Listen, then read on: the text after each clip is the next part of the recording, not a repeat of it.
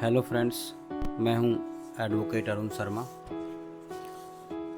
और आज हम ऑनरेबल सुप्रीम कोर्ट की गाइडलाइंस के बारे में बात करेंगे जो कि किसी एफआईआर को क्वेश करने के लिए दी गई हैं या किसी क्रिमिनल प्रोसीडिंग्स को क्वेश करने के लिए दी गई हैं। हम इसको एक केस के माध्यम से समझेंगे।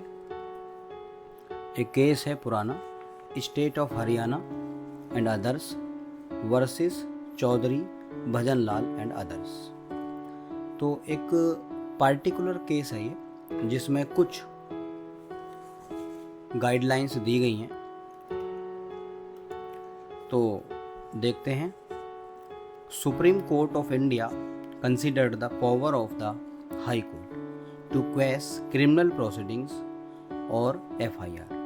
The following guidelines to be followed by high courts in exercise of their inherent powers to quash a criminal complaint। तो फ्रेंड, भारत के सर्वोच्च न्यायालय ने हाई कोर्ट को आपराधिक कार्यवाही या एफआईआर रद्द करने की शक्ति के बारे में विचार किया। आपराधिक शिकायत को रद्द करने के लिए अपनी आंतरिक शक्तियों का प्रयोग करते समय हाई कोर्ट को निम्नलिखित दिशा निर्देशों का पालन करना चाहिए। तो जिसमें पहला पॉइंट बताया है, where the allegations made in the first information report और the complaint even if they are taken their face value and accepted in their entirety do not prima facie constitute any offense or make out a case against the accused। जब प्रथम सूचना report या FIR भले ही उन्हें बिना किसी जांच के सच मान लिया जाए और पूरी तरह स्वीकार कर लिया जाए, तब भी वे प्रथम अपराध नहीं दर्शाते या आरोपी के खिलाफ कोई मामला नहीं बनाते। सेकेंड पॉइंट है जो ऑनरेबल सुप्रीम कोर्ट ने दिया है, where the allegations in the first information report and others materials, if any, accompanying the FIR do not disclose a cognizable offense justifying an investigation by police officers under section 156(1) of the code except under an order of a magistrate within the purview of section 155(2) of the code। Friends, यदि प्रथम सूचना report में लगाए गए आरोप और उसके साथ संलग्न अन्य सामग्री से कोई संज्ञेय अपराध नहीं प्रकट होता है तो पुलिस अधिकारी संहिता की धारा 156(1) के तहत जांच नहीं कर सकते, सिवाय इसके कि जब मजिस्ट्रेट संहिता की धारा 155(2) के तहत आदेश देता हो। तो फ्रेंड्स, इस पॉइंट नंबर 2 में आपने देखा है कि सेक्शन 156(1) लिखा है। ये सेक्शन 156(1) सीआरपीसी की धारा है और जो दूसरा सेक्शन दिया है इसमें 155(2) ये भी सीआरपीसी की धारा है। फ्रेंड्स, ये जो गाइडलाइंस हैं ये एक केस के दरमियान दी गई हैं। तो इस केस में जो भी माननीय सुप्रीम कोर्ट को लगा वो गाइडलाइंस इस केस के माध्यम से दी है। गाइडलाइंस तो बहुत सारी हैं, लेकिन हम सिर्फ इस पार्टिकुलर केस की बात कर रहे हैं कि इस केस में ऑनरेबल सुप्रीम कोर्ट ने क्या गाइडलाइंस दी हैं। तो दूसरे पॉइंट में अभी जैसा कि मैंने आपको बताया कि धारा 156(1) जो कि अब सेक्शन 175 हो चुका है बीएनएसएस में, और जो 155 है वो 174 हो चुका है। फ्रेंड्स, मैं सेक्शन 173 से 175 तक बीएनएसएस के सेकंड वीडियो में सही से एक्सप्लेन कर दूंगा, तो ये क्लियरली कवर हो जाएगा, जो कि पहले 155 था और 156 था। ठीक है, अब ये 173 से 175 सीआरपीसी चेंज हो चुकी है बीएनएसएस में। तो नेक्स्ट पॉइंट पे बढ़ते हैं। Where the uncontroverted allegations made in the FIR or complaint and the evidence collected in support of the same do not disclose the commission of any offense and make out a case against the accused. Friends, जब FIR या शिकायत में लगाए गए आरोप और उनके समर्थन में इकट्ठा किए गए सबूत किसी अपराध के होने का खुलासा नहीं करते हैं और आरोपी के खिलाफ कोई मामला नहीं बनता है, तो भी एफआईआर क्वेश हो सकती है। चौथा पॉइंट है, where the allegations in the FIR do not constitute a cognizable offense but constitute only a non-cognizable offense, no investigation is permitted by a police officer without an order of a magistrate as contemplated under section 155(2) of the code. तो friends, अगर एक FIR में लगाए गए आरोप किसी संज्ञेय अपराध के नहीं हैं बल्कि असंज्ञेय अपराध के हैं, तो सीआरपीसी की धारा 155(2) के तहत मजिस्ट्रेट के आदेश के बिना पुलिस अधिकारी को जांच करने की अनुमति नहीं है।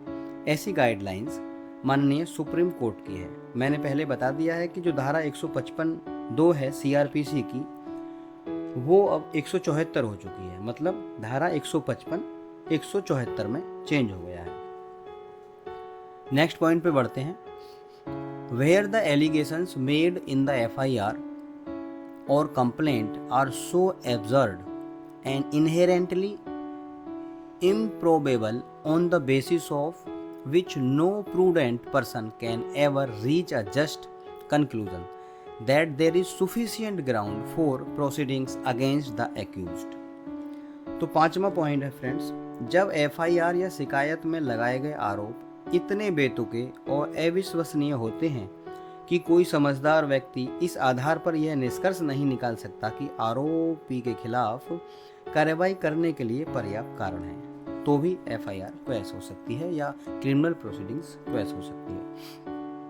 पॉइंट नंबर 6 है, where there is an express legal bar engrafted in any of the provisions of the code और the concerned act to the institution and continuance of the proceeding, and where there is a specific provision in the code or the concerned act providing efficacious redress for the grievance of the aggrieved party.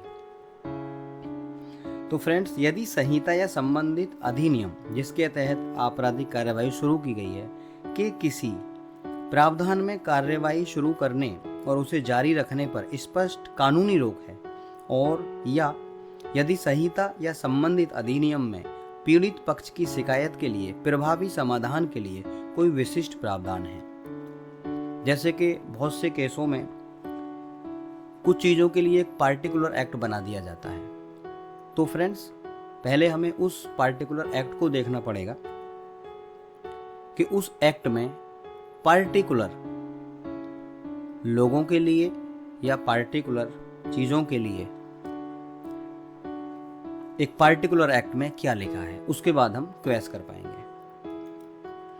Point number 7 है, where a criminal proceedings is manifestly attended with malafide and or where the proceedings is maliciously instituted with an ulterior motive for wreaking vengeance on the accused and with a view to spite him due to private and personal grudge। जब कोई आपराधिक कार्यवाही स्पष्ट रूप से दुर्भावनापूर्वक या दुर्भावनापूर्ण इरादे से की जाती है, या जब आरोपी से बदला लेने और निजी या व्यक्तिगत दुश्मनी के कारण उसे नुकसान पहुंचाने के लिए किसी गुप्त मकसद से दुर्भावनापूर्ण तरीके से कार्यवाही शुरू की जाती है।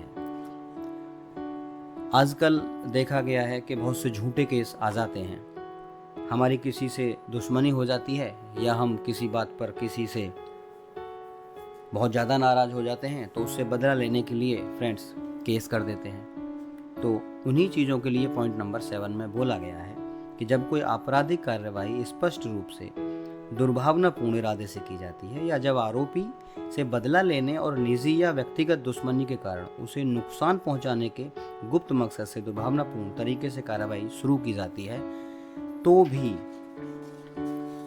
जो FIR है वो क्वेश हो सकती है। तो फ्रेंड्स, ये थे 7 पॉइंट्स जो कि state of Haryana and others versus Chaudhary Bhajan Lal and others case में माननीय सुप्रीम कोर्ट ने जारी किए थे। और जैसा कि मैंने आपको पहले बता दिया है कि जो सेक्शन इसमें 155 और 156 हैं वो अब चेंज हो चुके हैं, जो कि 155 174 हो चुका है और 156 175 हो चुका है। तो मैं 173 से 175 तक BNSS के इन पॉइंटों को नेक्स्ट वीडियो में कवर कर दूंगा, तो ये क्लियरली हो जाएगा क्योंकि ये गाइडलाइंस पुरानी है। Thanks for watchings and subscribe the channel. Thank you.